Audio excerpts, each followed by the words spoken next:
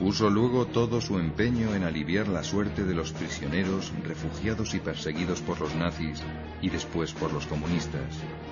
Fue, como todos los del siglo XX, un papa de gran talla humana y espiritual. Un cambio de estilo brotó del cónclave de 1958, en el que los cardenales eligieron al bondadoso y anciano Juan XXIII. Quienes le calificaron de papa de transición no imaginaban que iba a convocar el histórico Concilio Vaticano II, llamado a renovar la Iglesia. Su muerte, en 1963, fue muy llorada. Ese año, el cónclave optó por un papa que terminó el concilio e hizo frente a nuevas dificultades internas y externas: Pablo VI. Fue el primer pontífice que salió de Europa, concretamente a Uganda en África y a varios países de Asia. Pero su viaje más célebre fue a Tierra Santa. Pablo VI amplió el colegio de cardenales de 103 a 120 electores para dar cabida a los del Tercer Mundo, y dispuso innovaciones importantes para futuros cónclaves. Al cumplir 80 años, los cardenales perdían el derecho a ser electores del sumo pontífice. Esta limitación por edad sigue hoy en vigor. Otra novedad de Pablo VI fue la posibilidad de elección papal por mayoría absoluta, cuando no se alcanzara la mayoría cualificada de los 2/3, si así lo aceptan unánimemente todos los electores. Otra alternativa era el desempate entre los dos candidatos más votados. Esta innovación ha sido también mantenida por Juan Pablo II, quien además ha suprimido dos modos de elección en desuso: por aclamación y por compromiso. Solo se contempla ahora la elección por escrutinio.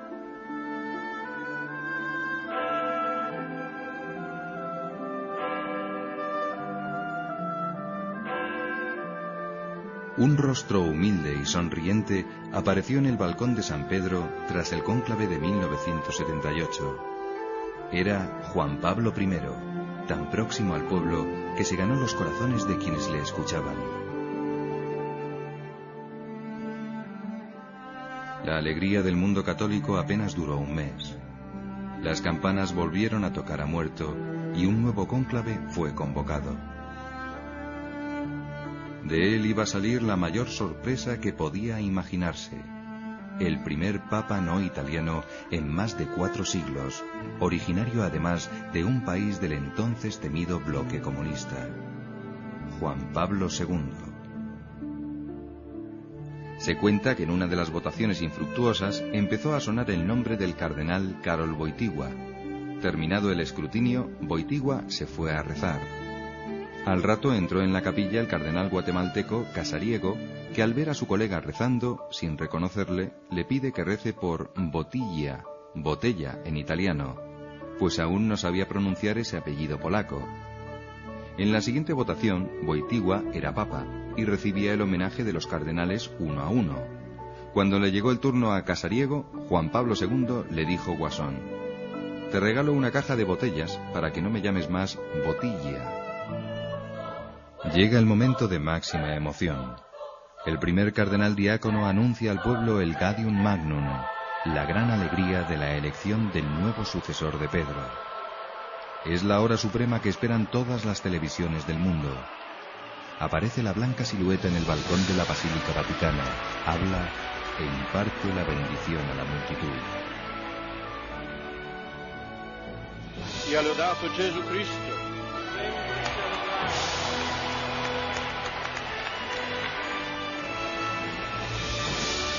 ¿Quién puede ser el sucesor de Juan Pablo II?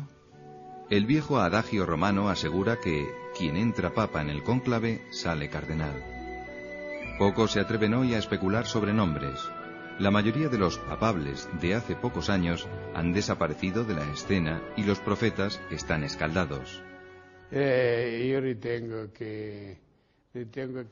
Yo creo que no hay que dar importancia a lo que dicen ciertos órganos de información, sobre todo escrita, porque no hay fundamento. No hay ninguna razón objetiva. Cada cual puede hacer sus especulaciones, pero una cosa es especular y otra que sus especulaciones correspondan a la verdad.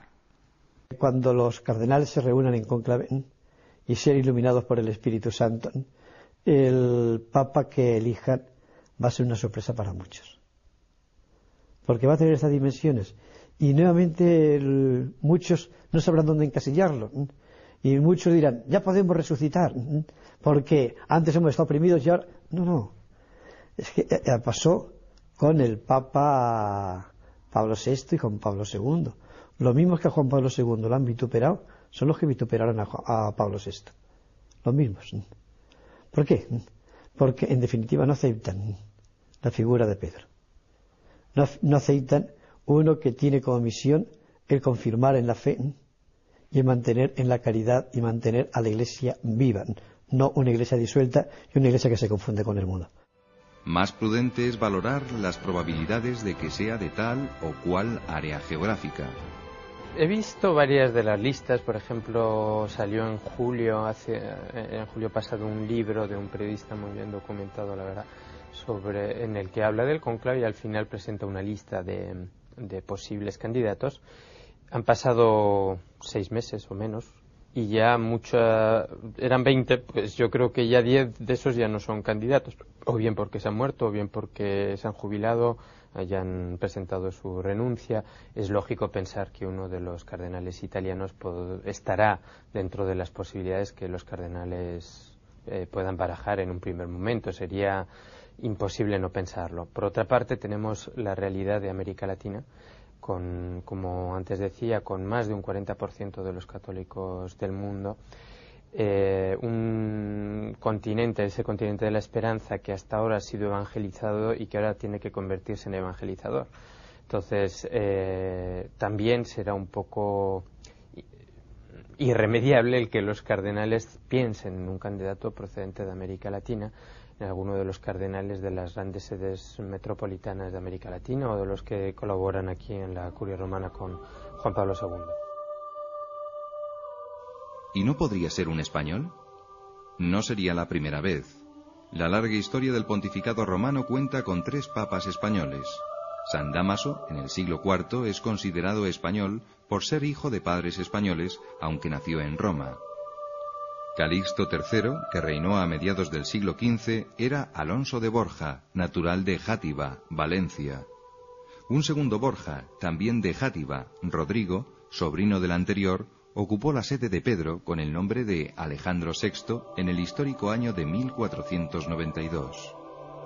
2 españoles figuran en la lista de papas no legítimos.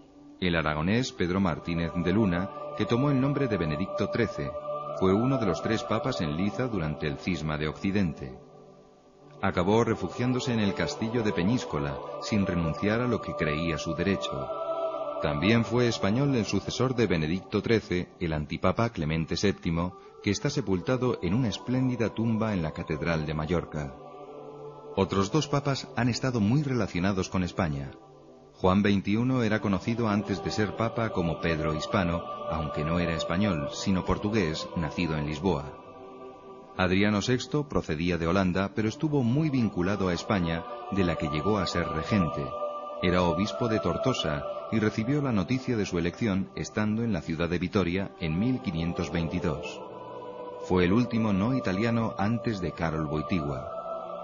Entre los cardenales españoles actuales, el más conocido es el arzobispo de Madrid, Antonio María Rouco Varela, un gran teólogo formado en Alemania y sincero admirador de Juan Pablo II.